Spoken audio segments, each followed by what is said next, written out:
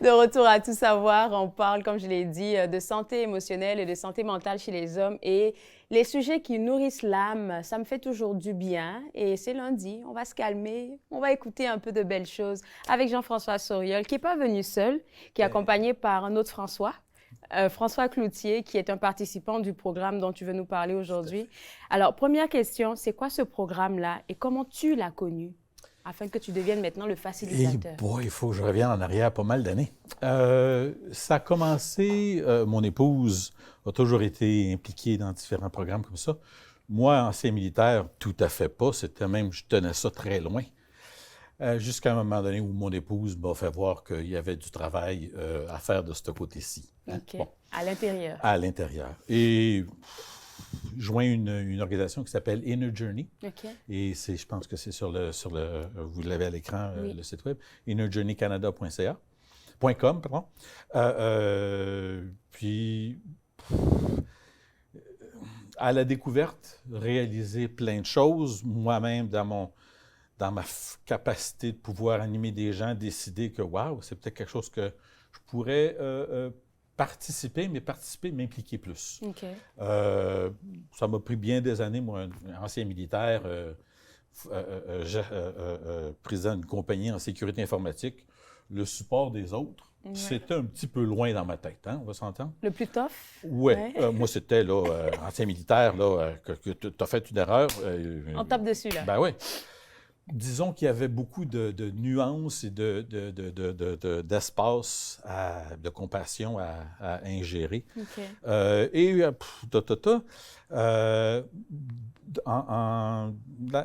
Autour des années 2000, j'ai décidé de devenir facilitateur de bien des programmes du groupe Inner Journey. OK. Quand on parle de facilitateur, c'était quoi ton rôle? Animer, on a un gros programme qui dure une longue fin de semaine du jeudi soir au dimanche, okay. qui est qu'on appelle le intensive. C'est intense, tu vis là, c'est dans la région de Smith Falls, et c'est un programme c'est certain, il y a des séminaires, des choses qu'on apprend, mais il y a extrêmement de différents programmes, de différentes activités qui sont expérientielles. Et donc, tu peux lire un livre, tu peux t'asseoir sur une roche dans les Himalayas pendant 2 ans. Si tu n'as pas quelqu'un qui t'amène à comprendre puis à vivre quelque chose, et c'est ce qui m'est arrivé. Je suis arrivé dans le programme, puis là j'ai compris. Ah, tu veux dire que dans la vie, c'est pas de gagner. Ah, bon, il y a des relations. Tout le côté relationnel a été plus une découverte pour moi. Bon, j'étais père, donc il y avait tout ça, mais comment être père, tout ça, j'ai tout développé ça au travers de mon implication, au travers d'une journée, puis du travail avec mon épouse, du travail, c'est sûr qu'on vit ça ensemble, bien sûr. Et en 2016, au travers des programmes qu'on offrait, je sentais que je faisais différents ateliers pour les hommes, parce que moi, je travaille beaucoup plus avec les hommes, si on veut, dans le programme qu'on offre, avec les deux, mais initialement avec les hommes. Réaliser que, bon, on avait besoin d'un environnement où on est capable de se parler, s'ouvrir. D'ouvrir sans sentir l'approche des gars. L'approche de « Ah, je suis plus fort que toi. Ah, je suis moins fort que toi. » Non, il n'y a rien de tout ça. Mais comment mettre ça en place? Bon, j'avais une vision. Je ne peux pas m'imaginer qu'est-ce que c'est devenu comparé à ce que j'avais en tête. Jamais j'aurais pensé que ça pouvait se rendre. On va revenir à ce que c'est devenu avant que tu ne commences. Après que tu ne commences, pardon, mais je veux m'adresser à François. François, comment tu as connu Jean-François et comment tu as intégré ce groupe-là? Le groupe d'hommes dont on parle. J'ai fait le programme intensif dont Jean-François parle, le Inner Journey Intensive, en 2014.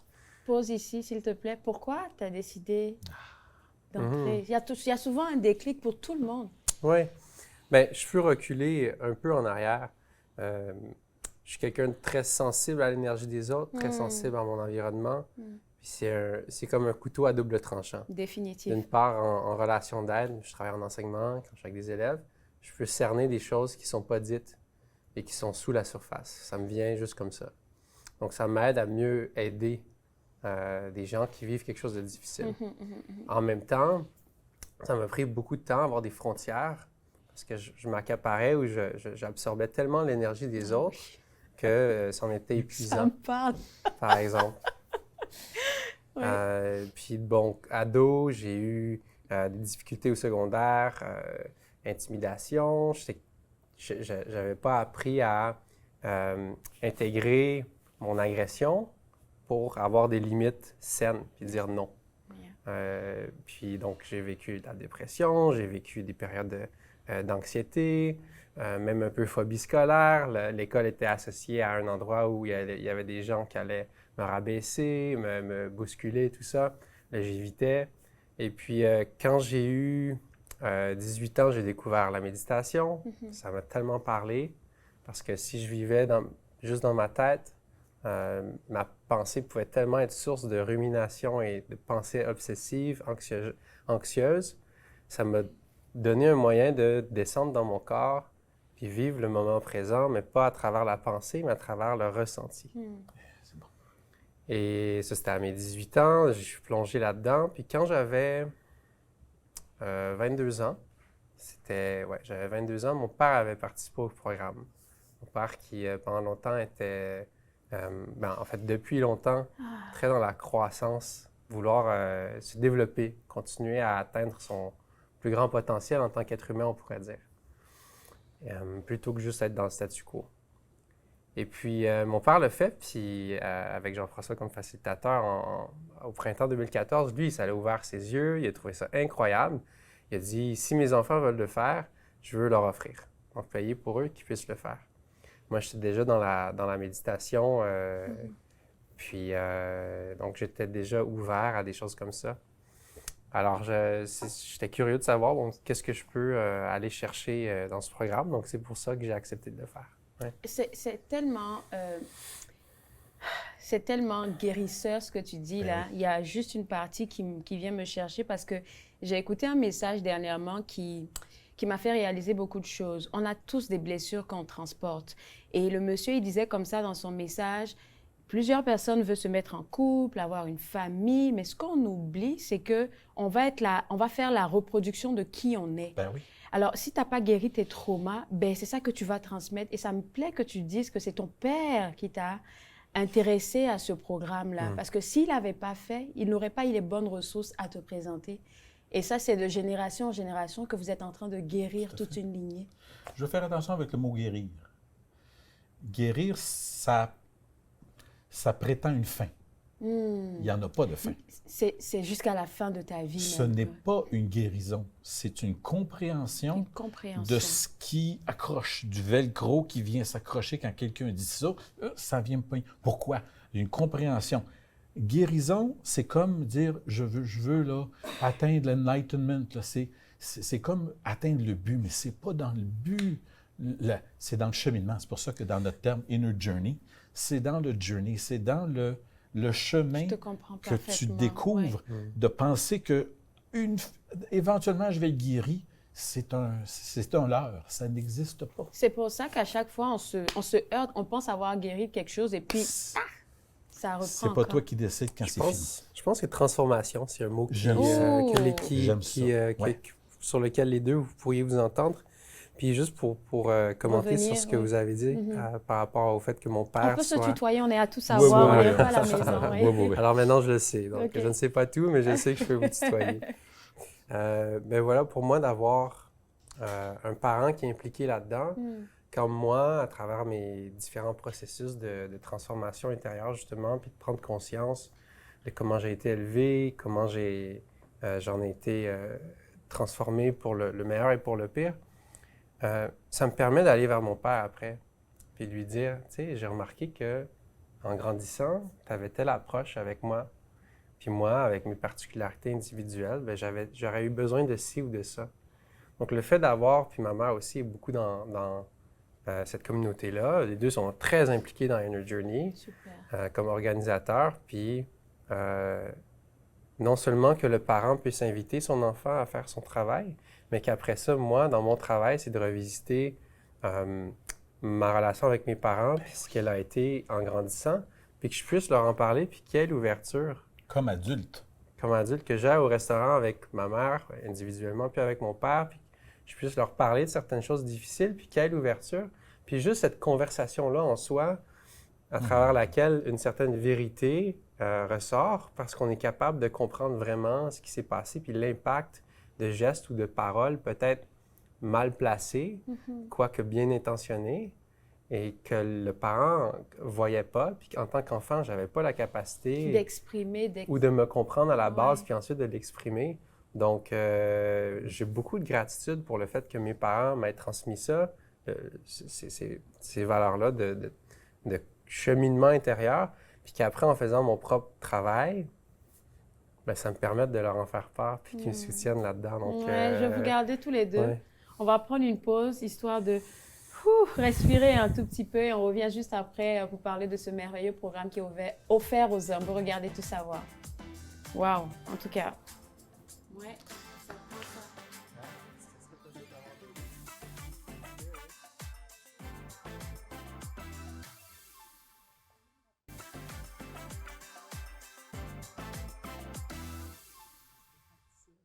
De retour à Tout savoir, on était en pleine discussion durant la pause parce que parler de transformation intérieure, moi, ça me parle, mais plus particulièrement, pardon, avec les hommes. Avec moi, Jean-François Sauriol et aussi François Cloutier, qui est participant de ce beau programme-là dont tu nous as parlé tout à l'heure. Et moi, j'avais une question sur ce sur quoi on était en train de discuter. Je me dis, plus tu fais ton travail sur toi, plus tu te rends compte que, ben, il y a des personnes autour de toi qui ne sont pas vraiment dans le même cheminement que toi et tu commences à avoir de la difficulté à connecter. Surtout pour vous qui êtes homme ou vous avez l'habitude d'être rough. Comment on fait ça, se mêler maintenant à la masse quand... OK, commençons par l'habitude d'être rough. Plutôt que l'habitude d'être rough, c'est qu'on est entraîné à être rough. On est entraîné. On est entraîné, on est éduqué Oui. à être autonome, tu te plains pas. Un homme ne pleure pas. Tu tapes pas. En dedans, là, on est tout plein, tout croche de failles, puis c'est ça qui arrive. Comment un homme, comparativement à une femme, entre dans un programme comme ça? C'est parce qu'il vient de pogner son mur. Ah, c'est sûr. Là, il divorce, les enfants, ils ne parlent plus, il décroche du travail, whatever.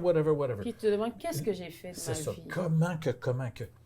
Puis là, tu rentres dans un programme comme ça où on te fait voir, où on te parle d'un paquet de choses, puis que c'est la compassion. Mais la numéro 1, c'est la compassion. La compassion, pas avec la flashlight en arrière, mais la flashlight dans tes deux yeux, là, dans ton cœur. Mais faut, pour te rendre là, malheureusement, beaucoup d'hommes ont besoin d'avoir pogné le trou. C'est pas nécessaire, C'est dommage. complètement pas nécessaire, mais c'est souvent ce qui arrive. Puis à ce moment-là, le gars, souvent, dans le programme, on a 2 programmes par année, souvent c'est je parle pas d'émotion, c'est toujours la faute de mon épouse, elle est toujours en train de me machin, mais elle m'a donné un ultimatum. Car c'est moi qui m'est arrivé, c'est ça qui m'est arrivé. Mon épouse a dit, JF, ça marche plus. Je dis, what the hell? Il s'avère qu'on avait bien des amis qui étaient dans ce programme-là, dans des programmes comme ça, qui disaient à mon épouse, ne t'en fais pas, on va l'avoir. Et il disait ça comme ça en riant. Puis finalement, je suis embarqué dans un des programmes, puis j'ai réalisé, waouh! Moi, j'avais peur d'aller vers un groupe d'hommes. Tu me regardes faire. J'avais peur d'aller vers un groupe d'hommes parce que j'avais été intimidé énormément, tu en parlais tantôt, parce que j'étais à l'école, on en a déjà parlé.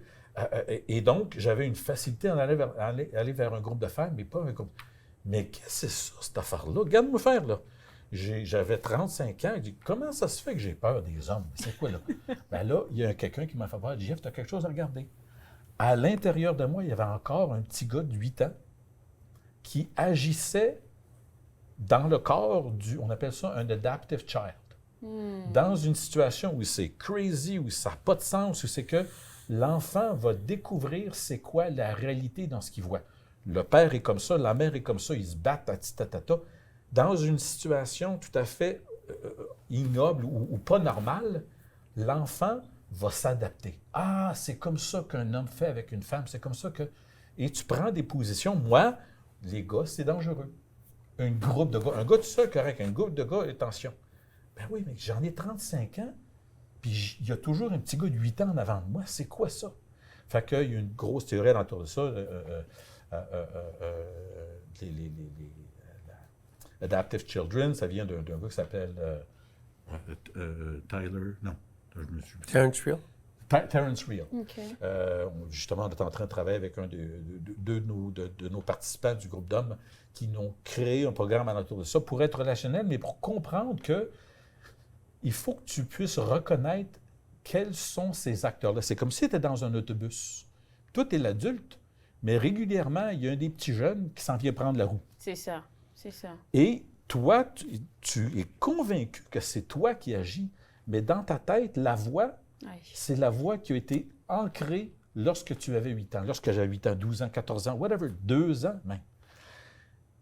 Et tant que tu ne prends pas conscience, c'est seulement une conscientisation. Puis tu disais que dans ta vie, il y a des gens qui ne sont pas dans le même cheminement.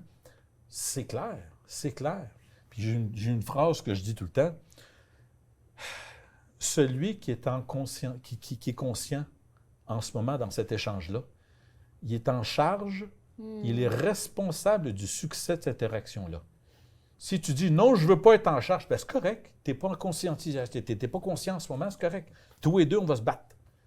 Mais si tu es conscient, là, puis tu dis « waouh, cette personne-là est en train de me dire quelque chose qui est pas gentil, qui est pas… » Tu es capable de prendre, en tant qu'adulte, de dire « waouh, mon petit gars, là, qui a peur dans ça, là, viens-t'en, là, tu t'assis sur mon puis c'est l'adulte qui va parler. Toi, tu n'as plus le droit de parler à mon épouse.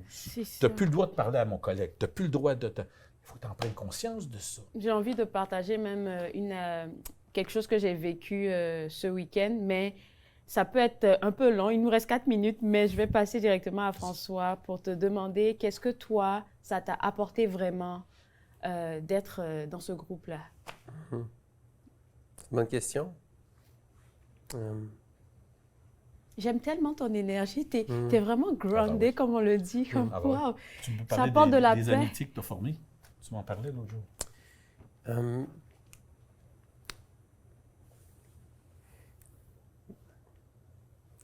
Quand mon père m'en a parlé, j'avais une réticence. J'avais une image dans ma tête comme un groupe de alcooliques anonymes avec les chaises pliantes, un endroit un peu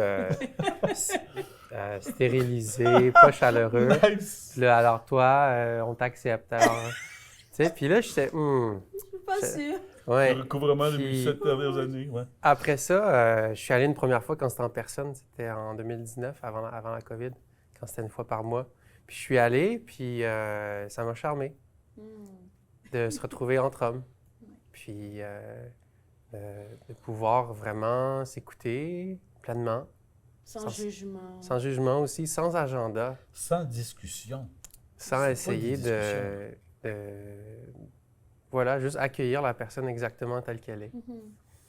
Donc, puis au fil du temps, pour moi, j'ai découvert vraiment une aisance, une confiance dans le groupe, où ça devient un endroit où mon système, là, quand je me connecte, puis l'on commence avec une petite méditation, mon système, il se calme parce que j'ai tellement eu d'expériences où je me suis ouvert sur mes démons, sur un défi, quelque chose, je me sentais, j'avais honte peut-être, ou je pensais que j'étais le seul à vivre ça. Yeah boy. Puis on m'a tellement reçu avec amour, même dans le virtuel, là, sur Zoom, là, à travers, tu sais, voir les regards. Des fois, on se fait on envoie de l'amour à quelqu'un après un partage. Les gens mettent leurs mains, mais tu le sens, là, même plus loin que juste la connexion Internet, là, la vibration. Alors, pour moi, c'est devenu un endroit où, comme je me sens nourri, puis je me sens apprécié pour qui je suis aussi. Je peux déposer mon masque, puis les gens voient le vrai moi, puis ils m'aiment pour ça. Ils m'apprécient. C'est tout drôle, là, parce qu'on dirait dans la société, oh, les hommes n'ont pas besoin de ça. C'est tellement nécessaire.